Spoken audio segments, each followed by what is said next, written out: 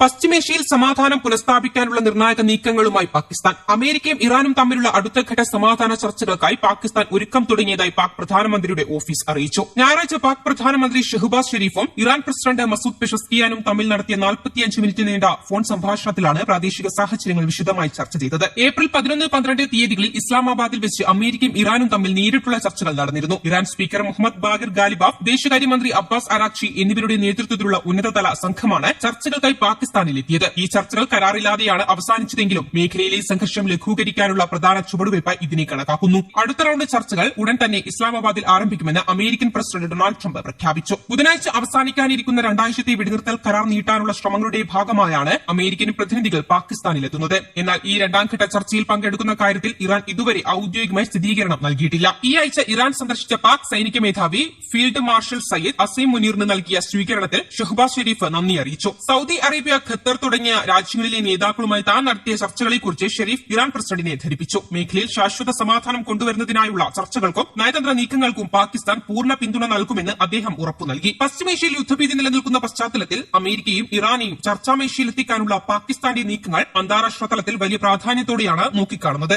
ലോകത്തെ ഊർജ്ജ വിതരണത്തിന്റെ ജീവനാഡിയായ ഹോർമൂസ് കടലിടുക്കിൽ സുരക്ഷ ഉറപ്പാക്കാൻ ബഹുരാഷ്ട്ര പ്രതിരോധ ദൌത്യം രൂപവൽക്കരിക്കുകയാണ് ഉച്ചകോടിയുടെ പ്രധാന ലക്ഷ്യം. ഫെബ്രുവരി 28 മുതൽ ഇറാനെതിരെ യുഎസ് ഇസ്രായേൽ സഖ്യം നടത്തുന്ന ആക്രമണങ്ങളെ തുടർന്ന് മേഖലയിൽ കപ്പൽ ഗതാഗതം സ്തംഭിച്ചിരിക്കുകയാണ്. ഇത് ആഗോളതലത്തിൽ ഇന്ധനവില വർധനവിനും സാമ്പത്തിക പ്രതിസന്ധിക്കും കാരണമായിട്ടുണ്ട്. ഈ സാഹചര്യത്തിലാണ് സമാധാനപരമായ അന്തരീക്ഷം വീണ്ടെടുക്കാൻ സൈനികേതര രാജ്യങ്ങളെ കൂടി ഉൾപ്പെടുത്തി പുതിയ ദൌത്യത്തിന് ഫ്രാൻസും ബ്രിട്ടനും രൂപം നൽകുന്നത്. ഹോർമൂസ് ചർച്ചകൾക്ക് പുറമെ മേഖലയിലെ സംഘർഷം ലഘൂകരിക്കാൻ മറ്റ് പ്രധാന നയതന്ത്ര നീക്കങ്ങളും ഇന്ന് നടക്കുന്നുണ്ട്. സൌദി അറേബ്യ, പാകിസ്ഥാൻ, ഈജിപ്ത് എന്നീ രാജ്യങ്ങളിലെ വിദേശകാര്യമന്ത്രിമാർ തുർക്കി വിദേശകാര്യമന്ത്രിയുമായി ഇന്ന് കൂടിക്കാഴ്ച നടത്തും. ഇറാൻ യുഎസ് സംഘർഷം ലഘൂകരിക്കുന്നതിനുള്ള വഴികളാണ് ഈ യോഗം പ്രധാനമായും ചർച്ച ചെയ്യുന്നത്. റഷ്യൻ വിദേശകാര്യമന്ത്രി സെർജി ലാവ്റോവ് 2 ദിവസത്തെ സന്ദർശനത്തിനായി ഇന്ന് തുർക്കിയിലെത്തും. മധ്യേഷ്യയിലെയും കരിങ്കടൽ മേഖലയിലെയും സുരക്ഷാ സാഹചര്യങ്ങൾ അദ്ദേഹം ചർച്ച ചെയ്യും. Iran president Masoud Pezeshkian, US president Donald Trump എന്നിവരുമായി ഇമ്മാനുവൽ മാക്രോൺ സംസാരിച്ചു. ഹോർമൂസ് കടലിടുക്ക് ഉപാധികളില്ലാതെ തുറന്നു നൽകണമെന്നും ലെബനൻ ഉൾപ്പെടെയുള്ള മേഖലകളിൽ വെടിനിർത്തൽ പാലിക്കണമെന്നും അദ്ദേഹം ആവശ്യപ്പെട്ടു. വാഷിംഗ്ടണും തെഹ്റാനും തമ്മിൽ പാകിസ്ഥാനിൽ വെച്ച് നടന്ന 21 മണിക്കൂർ നീണ്ട ചർച്ചകൾ പരാജയപ്പെട്ടതിന്റെ പിന്നാലെയാണ് യൂറോപ്യൻ രാജ്യങ്ങളുടെ ഈ ഇടപെടൽ. ഇസ്ലാമാബാദിലെ സ്തംഭനാവസ്ഥ മറികടക്കാൻ പാരീസ് ഉച്ചകോടിക്ക് കഴിയുമോ എന്നതാണ് ലോകം ഉറ്റുനോക്കുന്നത്. അതേസമയം ഹോർമൂസ് കടലിടുക്ക് കടക്കാൻ ശ്രമിച്ച ഇറാന്റെ ചരക്കുകപ്പൽ അമേരിക്കൻ സൈന്യം ആക്രമിച്ചതോടെയാണ് മേഖലയിൽ സംഘർഷ സാഹചര്യം മൂർച്ഛിക്കുന്നത്. വെടിനിർത്തൽ കരാർ ലംഘിച്ച അമേരിക്കയ്ക്ക് ശക്തമായ തിരിച്ചടി നൽകുമെന്ന് പ്രഖ്യാപിച്ച ഇറാൻ യുദ്ധത്തിന് സജ്ജമാണെന്ന് വ്യക്തമാക്കി.